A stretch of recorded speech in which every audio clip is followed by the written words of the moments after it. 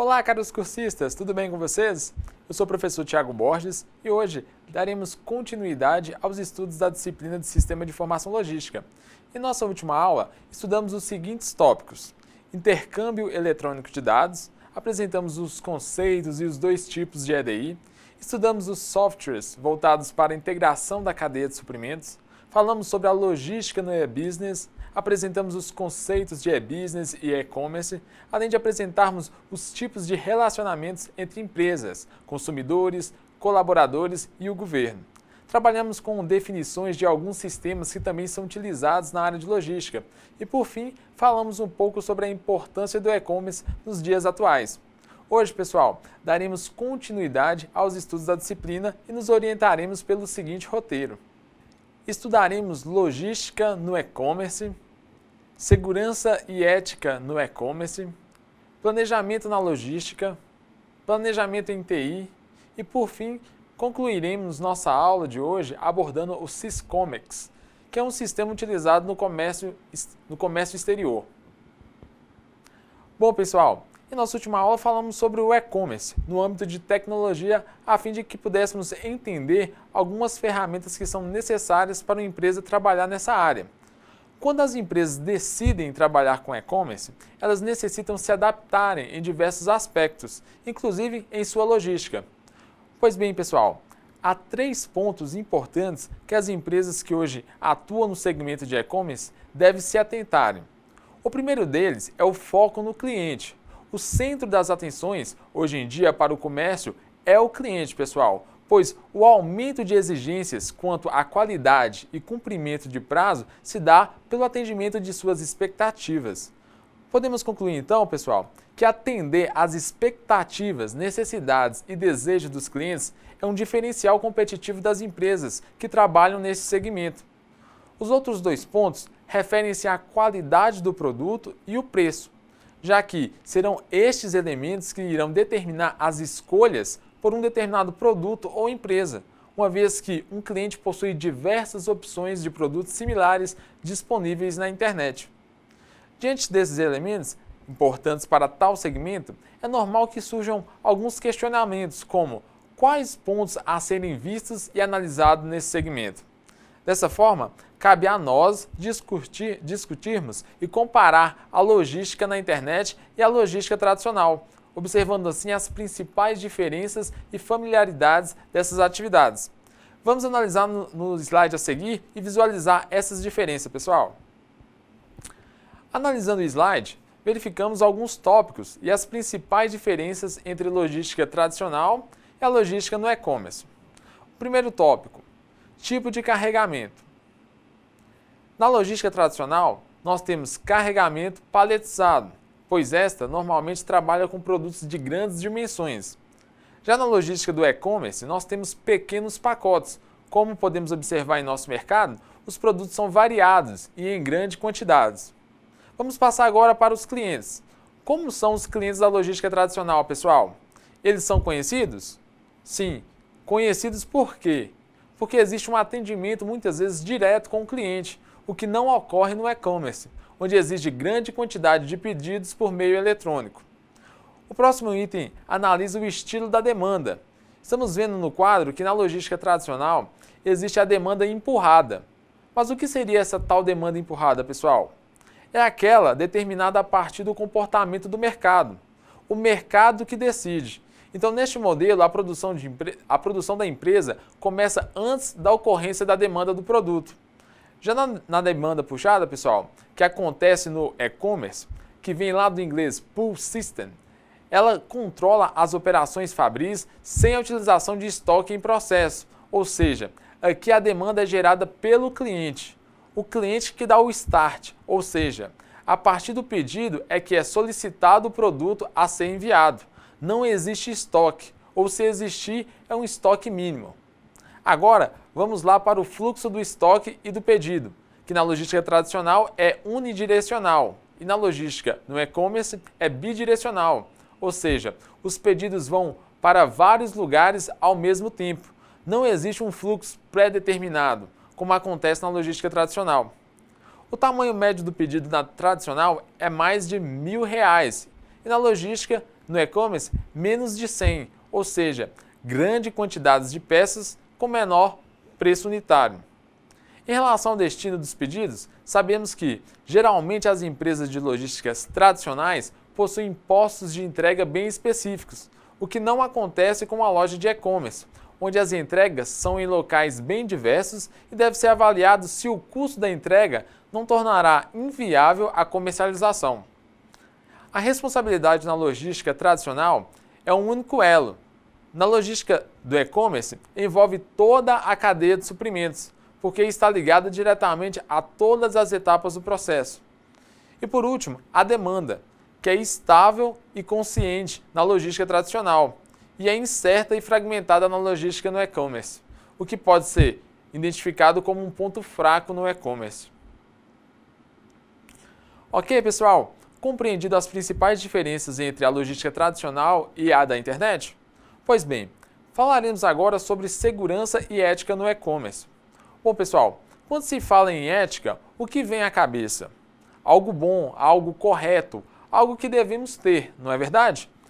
É verdade. O conceito que gosto de repassar aos alunos é o de Lopes Alonso, que diz: ética é a ciência da conduta humana, segundo o bem e o mal, com vistas à felicidade. É a ciência que estuda a vida do ser humano, sob o ponto de vista da qualidade da sua conduta.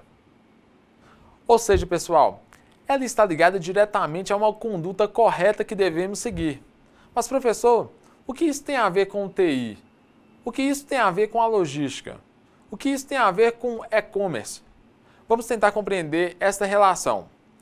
Bom, pessoal, não podemos esquecer que na internet não sabemos quem está conectado e quais as intenções de cada um. Neste caso, todos nós que fazemos parte da grande rede estamos sujeitos a nos deparar com pessoas de má conduta. Quem nunca teve medo de ter o cartão clonado ou uma senha de banco violada?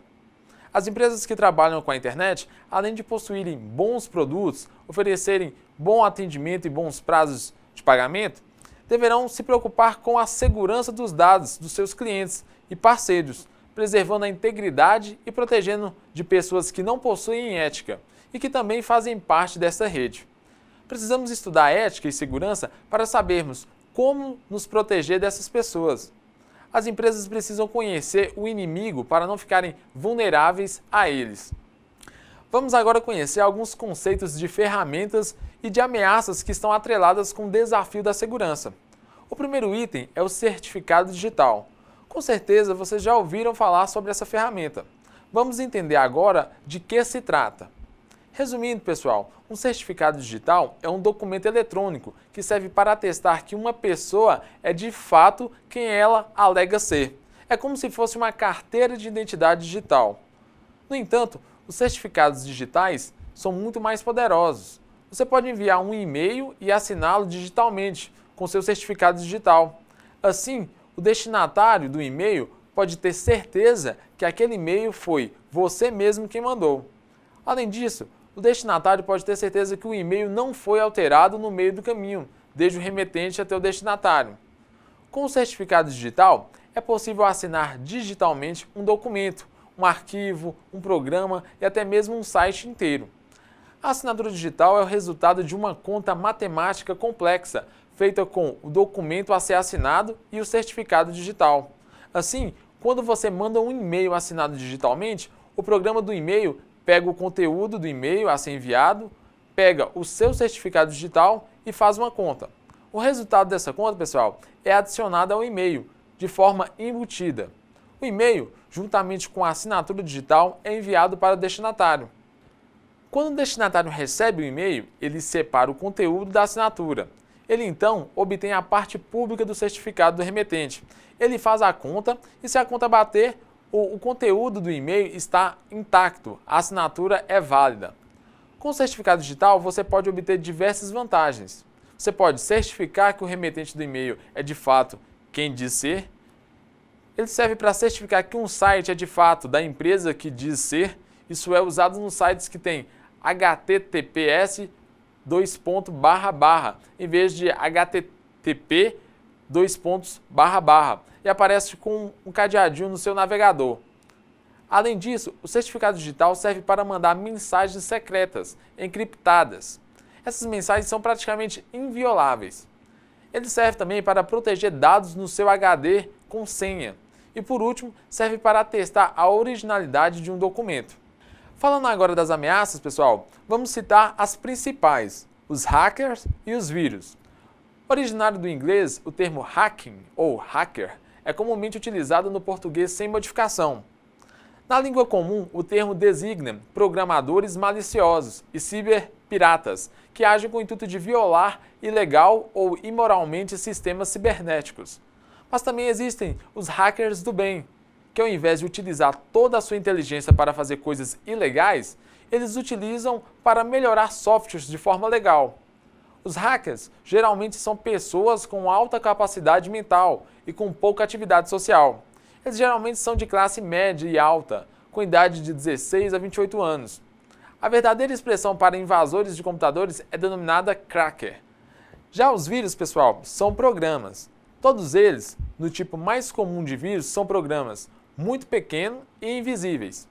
O computador, ou melhor dizendo, o sistema operacional, por si só, não tem como detectar a existência deste programinha.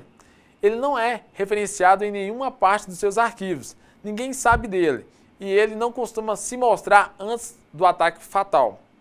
Em linhas gerais, os vírus têm o intuito de prejudicar sistemas, roubar informações e também podem ser utilizados pelos seus criadores para assumir o controle de redes. Seu comportamento é bem similar aos vírus que atingem as pessoas e os animais. Assim que os vírus infectam o sistema, ele começa a se reproduzir e tenta se espalhar em outros computadores através das redes ou da internet. Já o firewall, caros cursistas, é um mecanismo de defesa do sistema. No nosso corpo, temos os anticorpos, não é mesmo? Pois o principal anticorpo dos computadores, ou dos sistemas operacionais, melhor dizendo, é o firewall. Ele é uma das primeiras barreiras contra os arquivos maliciosos. Costuma ter já nos seus próprios modems, roteadores, depois são melhorados com softwares instalados no sistema operacional. Ele é o ponto de conexão com a internet. Tudo que chega à rede interna deve passar pelo firewall. Ele é também o responsável por aplicar regras de segurança como autenticação de usuários. Bom, pessoal, esses são os conceitos básicos que devemos saber. Claro que existem muitos outros relacionados à segurança, mas esses são os principais. Sabemos que as empresas precisam estar atentas, pois lidam com grande quantidade de informação. Informações importantes que, se comprometidas, podem afetar diretamente a saúde dela. Caros cursistas, durante todo o curso falamos dos sistemas que buscam controlar e organizar as operações logísticas. Então, nessa aula, falaremos de planejamento e de como a tecnologia da informação é de extrema importância nas atividades que deverão ser planejadas. Mas, professor, por que planejar? Porque as empresas buscam, ou deveriam sempre buscar, algo que se chama certificação. Como o próprio nome diz, elas devem se certificar que suas metas e objetivos serão alcançados. E se der errado, professor? O planejamento deve acontecer também, para que se algo der errado, existam medidas previstas para serem tomadas ou utilizadas. Resumindo, pessoal, o planejamento possibilita um plano B, caso algo dê errado. Um bom planejamento deve seguir alguns passos. Vamos verificar aqui no slide a seguir. Um bom planejamento, pessoal, deve definir metas, estruturar a organização da melhor maneira para alcançar as metas e os objetivos. Ele também deve atribuir responsabilidade a todos os responsáveis pelo cumprimento de metas. Ele deve alocar recursos necessários, deve conceber controles organizacionais, ou seja, cronograma e parâmetros de desempenho da organização como um todo. Obviamente, pessoal, isso não é regra, mas são passos básicos na grande maioria das empresas que devem ser seguidos.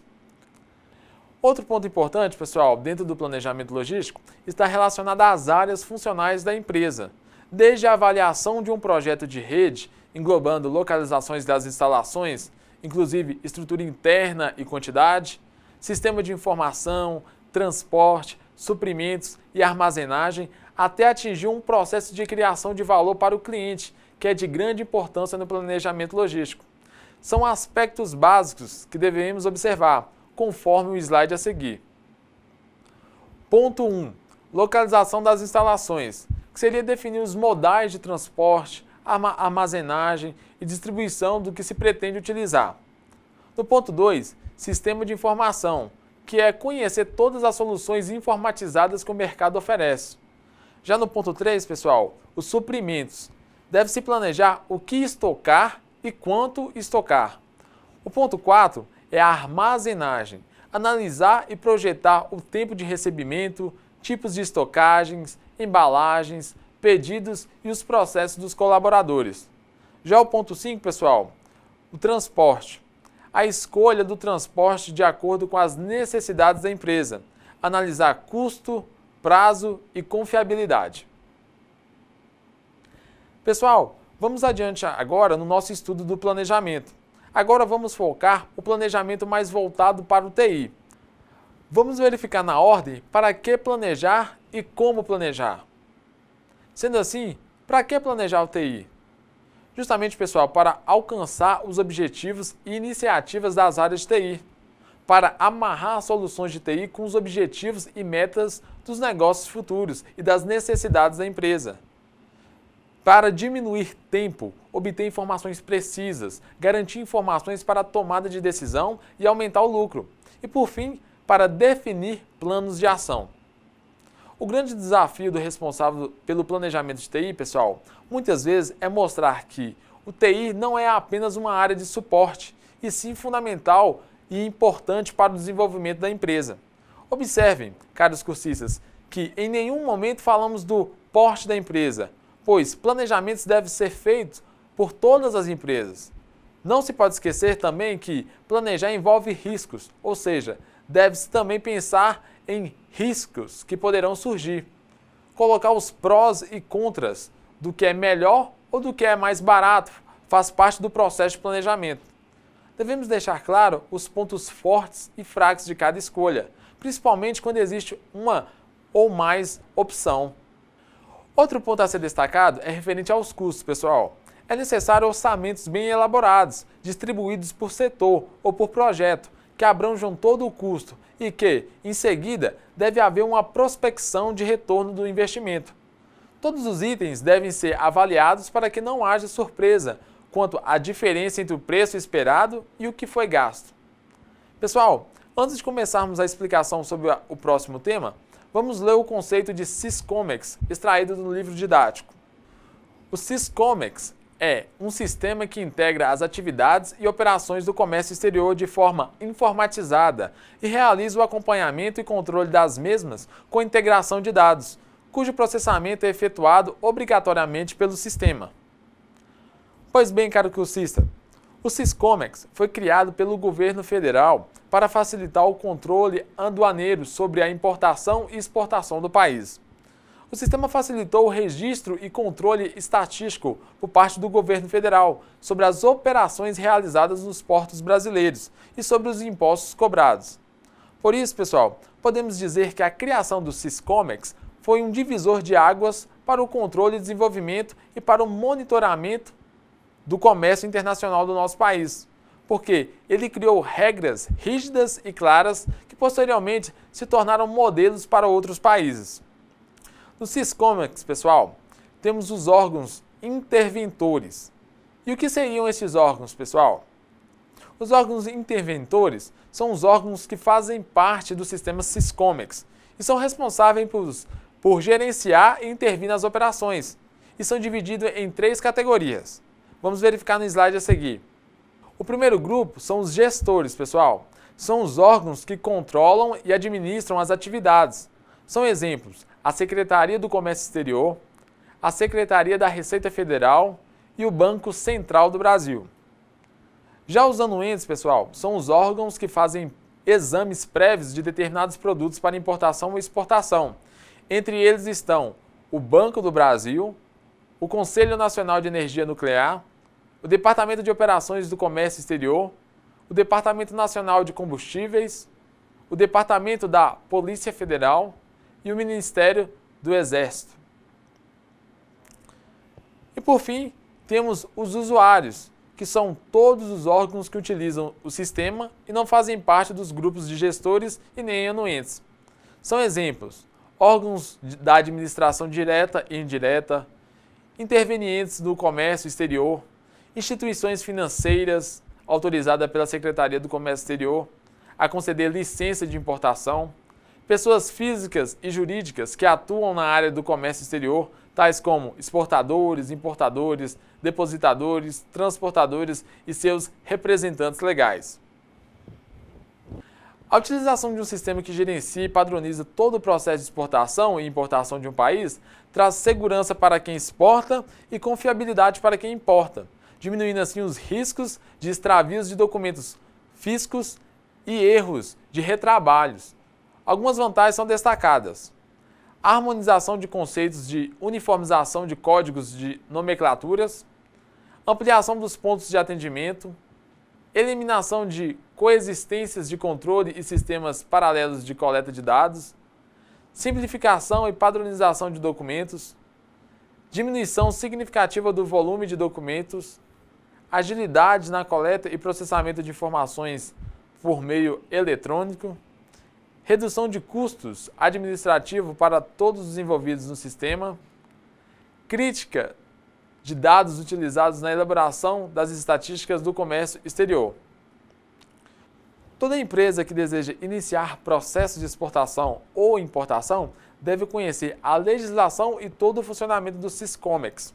É importante conhecermos, pessoal, os órgãos que fazem parte do Siscomex, suas vantagens e onde são encontradas informações a respeito dos controles das importações e exportações do Brasil. Bom, pessoal, foi um grande prazer estar aqui com vocês durante todo o estudo dessa disciplina. Caso tenha alguma dúvida, não deixe de postar os questionamentos em nosso fórum Tira Dúvidas, para que possamos saná-las antes das nossas provas e atividades avaliativas. Um grande abraço a todos e até a próxima aula!